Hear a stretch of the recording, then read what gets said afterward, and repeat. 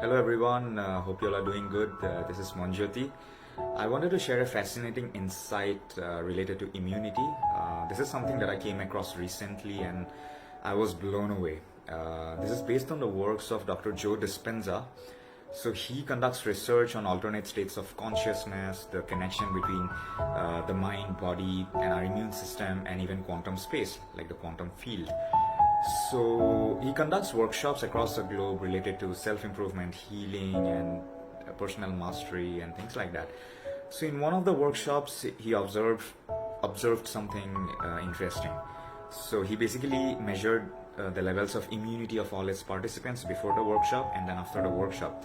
So what he observed was quite interesting. The immunity levels of all the participants on an average rose by about 50%. I mean, it increased by about 50%, which is crazy if you think about it, just in 4 days. So what is it that he did that led to that? So he basically made the participants access heightened emotional states every day, 9 to 10 minutes, 3 times a day, repeated for 4 days.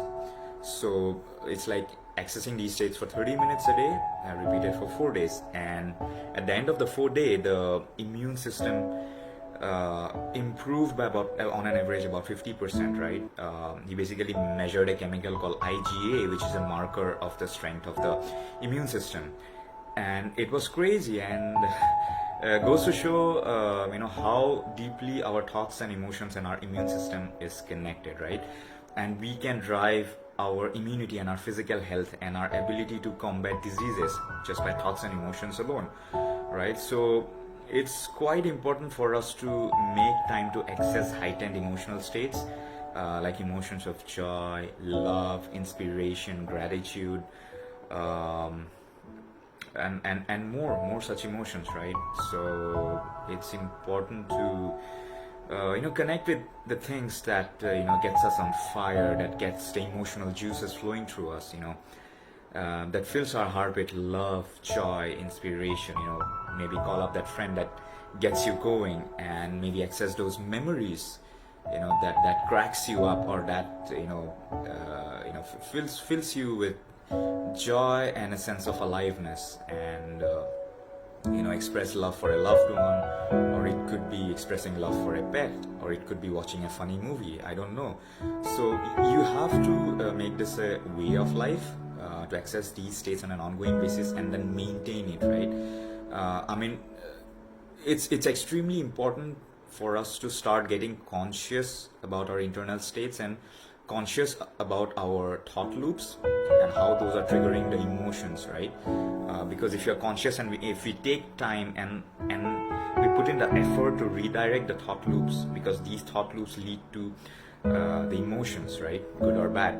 And since the research says that good emotions can lead to a healthy immune system by triggering healthy genetic expressions, it makes sense to understand the science of how our thoughts work and how it leads to good emotions. One of the easiest ways is to just do the things that gets us on fire, that fills our heart with love and inspiration and joy and gratitude, and access those in memory. We all have good memories, like accessing those memory and stepping into that moment as if it's happening right now, and then staying there for as long as we can. It could be a couple of minutes to start with, and then gradually increasing it.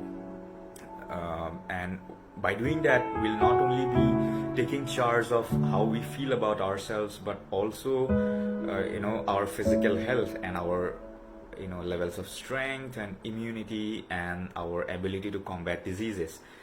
So it's quite fascinating, and it's quite liberating to know that we have more control in our hands than we realized. We have a pharmacy within us. We just need to know how to trigger that, how to trigger the right chemicals in the right way for us to be able to take care of our health, mental states, and all of those things. So this is something fascinating, and I just thought I'll share it, and let me know if this was helpful. And take good care. Talk to you soon. Bye bye.